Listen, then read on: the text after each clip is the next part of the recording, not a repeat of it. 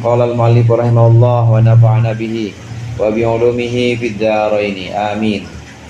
Wa kadza Syekhu Abu Abdullah Al-Qurashi radhiyallahu anhu, dan seperti ucapan Abu Thalib juga Syekh Abu Abdullah Al-Qurashi radhiyallahu anhu qala, berkata beliau, man lam yakun karihan li dhuhuril ayati wa khariqil adati minhu karahiyatal khalqi li dhuhuril ma'asi fa huwa fi haqqihi hijabun wa satruha alaihi rahmatun. Man lam yakun karihan, barang siapa yang tidak benci, barang siapa yang tidak benci lidhuhuril ayati, terhadap munculnya karomah-karomah, wa khawariqil adati, dan juga kejadian yang luar biasa, yang di luar adat, minhu, dari siman, dari orang itu, dia tidak benci karahiyatal khalqi, sebagaimana bencinya seseorang atau bencinya makhluk lidhuhuril ma'asi, kepada munculnya kemaksiatan, fahuwa, maka orang itu pihak fahuwa, maka zuhurul ayat, maka munculnya karomah pihakih, untuk hak orang itu, hijabun, adalah sebuah penghalang, wasatruha, dan tertutupnya ayat atau karomah, alaihi, atas orang itu, rahmatun, adalah sebuah rahmat, sebuah kasih sayang dari Allah. Sebagai seorang salik atau orang yang meniti jalan menuju Allah, seorang murid, orang yang menghendaki ridhonya Allah, maka harus tidak suka atau benci atau apa selain tidak suka, benci, ya dia itu tidak suka munculnya karomah-karomah dan kejadian-kejadian hebat luar biasa pada dirinya. Nah, kalau ada orang justru dia malah demen muncul karomah, demen muncul kehebatan-kehebatan dari dalam dirinya, maka sebenarnya saat tidak muncul, maka sebenarnya munculnya karomah itu adalah sebuah penghalang buat dia. Ada orang emang dia wirid, dia ngaji, dia zikiran, tujuannya supaya dapat karomah atau kehebatan-kehebatan, maka sebenarnya karomah dan kehebatan-kehebatan yang khariqul ada itu sebenarnya penghalang antara dia dengan Allah. Dia bisa terhalang. Jadi nggak sampai-sampai yang tujuannya ridho Allah, harusnya memang kita pengen mencapai itu ridho Allah aja, akhirnya terlena pada karomah atau terlena kepada kejadian-kejadian hebat. Umpamanya seperti yang saya sampaikan kemarin, mau jalan ke satu tempat tapi di tengah jalan ada pasar malam, akhirnya terpesona dengan pasar malam itu, nggak sampai-sampai kepada tujuan aslinya. Tujuan aslinya sebenarnya masih jauh. Nah, itu terpesona dengan pemberian Allah yang namanya karomah atau yang namanya kejadian luar biasa khariqul ada. Nah, justru kalau terhalang, nggak Allah kasih karomah, wirid 40 hari 40 malam, ngaji bertahun-tahun, nggak ada karomah-karomahnya pisan kita, misalnya begitu, nggak ada keramat-keramatnya, kayaknya biasa-biasa aja, justru tidak munculnya karomah itu sebuah rahmat dari Allah, sayangnya Allah buat kita. Karena kalau kita muncul karomah, asal bawa kitab hikam aja, tahu-tahu hujan berhenti, misalnya bangsa ini dia, kan karomah tuh, asal bawa Fathul Muin, tahu-tahu yang tadinya macet jadi nggak macet, ada aja yang ngasih jalan, misalnya. Itu nanti muncul ujub atau kesombongan, jadi lah gua mah ngaji, gua mah nggak pakai hitung-hitungan, gua mah ngaji sama guru begini, datang terus, mau hujan mau geledek tetap datang, ya makanya wajar aja kalau muncul karomah dari diri gua. Nah, akhirnya munculnya sombong. Itu penghalang sebenarnya, itu penghalang antara dia dengan Allah, antara orang itu dengan Allah. Karena dia, kalau orang begitu kira-kira menganggap dirinya besar nggak? Kalau orang begitu ya, bukan orang sini, orang begitu. Kalau orang begitu, gua kira-kira menganggap dirinya besar nggak? Besar, pasti menganggap dirinya besar. Orang kalau memandang dirinya terlalu besar, maka yang lain nggak bakal kelihatan. Sama kecil yang lainnya. Ini kan sebenarnya jangankan HP ya, koin dah koin. Koin itu koin kan kecil ya. Koin 1000-an yang buat ngerok itu kan kecil. Tapi kalau kita tempelin ke mata, tempelin deh, ini koin itu, dua, oh nggak kelihatan semuanya, gede banget tuh koin. Saking kita terlalu dekatnya atau terlalu kita memandangnya terlalu dekat, kita membesarkan itu, membesarkan sesuatu yang sebenarnya kecil. Sama diri kita ini kecil. Saat kita memandang diri kita ini besar, maka itu jadi penghalang antara kita dengan Allah. Alhamdulillah. Nah kalau nggak muncul karomah, justru itu rahmat dari Allah supaya kita nggak terhalang, supaya kita tetap jadi hamba. Hamba itu ya namanya hamba harusnya merendah di hadapan Allah dan nggak boleh ada perasaan tinggi. Faidan man kharaqa awaidu nafsihi la yuridu syai'in minal ayat. Kalau begitu, man kharaqa awaidu nafsihi, barang siapa yang menerobos kebiasaan dirinya sendiri atau hawa nafsunya, la yuridu, dia tidak menginginkan duhur syai'in, munculnya sesuatu minal ayati, dari tanda-tanda kekuasaan Allah atau karamah, wa khawariqil adati, dan kejadian yang menembus adat atau yang melawan adat, lahu untuknya, bal takunu nafsuhu indahu aqalla, tetapi ada dirinya sendiri di sisi dia atau menurut dia, aqalla itu lebih sedikit, wa ahqara dan lebih rendah, lebih hina, min dzalika dari itu semua, dari kejadian luar biasa, dirinya itu lebih rendah.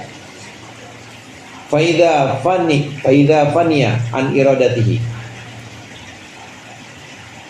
maka ketika dia sudah sirna dari kehendaknya jumlatan secara keseluruhan, fakana lahu tahaqqukun fi ru'yati nafsihi, maka terjadilah untuknya tahaqqukun, kebenaran, fi ru'yati nafsihi, dalam memandang dirinya, bi'ainil haqarati, dengan pandangan rendah, wadullati, dan pandangan hina. Hasolat lahu, kalau seperti itu maka akan hasil untuk orang tadi ahliyatu urudil altafi, kelayakan sampainya kelembutan Allah, sayangnya Allah, wujudil is'afi, dan juga wujudnya pertolongan Allah, wasalaka, dan dia akan meniti ila martabati siddiqiyati, kepada martabat atau kepada derajatnya yang benar, kepada derajat yang sebenar-benarnya, al-muhayya'i an-nahiji, yang disediakan jalannya, an-nahiji, yang juga berjalan, wal duriba, dan dia akan dicetak atau dia akan diabadikan, ma ahli iradati, bersama orang-orang yang ahli iradah, yang mengenal iradahnya Allah, bi fadhin falijin, dengan wadah falijin yang kuat ya, atau dengan wadah yang falij itu apa falisnya, biqadhin falijin, dengan wadah yang bisa yang bisa meretakkan. Kalau begitu, orang yang bisa menundukkan hawa nafsunya, dia orang-orang pada kenyang dia malah lapar, orang-orang pada tidur nyenyak dia bangun, orang-orang pada kaya kecukupan dia mah justru kekurangan. Ini ditundukkan hawa nafsunya dengan kebiasaan-kebiasaan orang umum, tapi tidak ada niatan untuk dapat karomah, benar-benar dia hanya pengen menundukkan hawa nafsunya, maka itu udah benar, artinya hawa nafsunya, dirinya itu rendah dibanding dengan pemberian-pemberian Allah. Saya bukan apa-apa, nggak layak saya dapat karomah-karomah itu. Dia menempa dirinya, dia memaksa dirinya untuk ditempa, memaksa dirinya untuk bisa merendah, tidak mengharap datangnya karomah, tidak mengharap datangnya kejadian luar biasa dari Allah.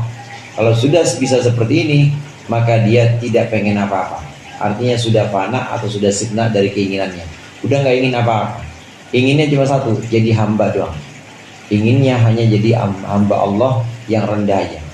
Kalau sudah bisa menghilangkan keinginannya, maka dia akan bersama keinginan Allah, yang mengatur dia nanti, Allah yang akan menjalankan dia, titahnya Allah, dia harus ke wetan, ya wetan, dia harus ke kulon, ya kulon, dia ikutin aja.